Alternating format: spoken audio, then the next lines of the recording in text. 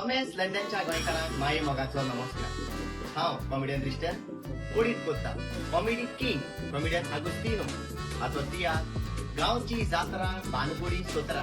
गांवची जात्रा बानगुडी सोत्रा हो तियात्र सगळे कॉमेडियन हातून तुमकां पळोवंक मेळटा 14 कॉमेडियन आनी हो तियात्र रिलीज जातलो लंडनच्या शारांत फेब्रुवारी 14 तारखेर व्हॅलेंटायन डे।